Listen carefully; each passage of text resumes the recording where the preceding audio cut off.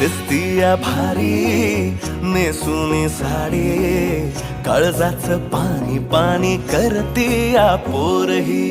आता क्यूट वाली गावरान बोली, खट्याळ थोडी माझ्या काळजाची चोरही.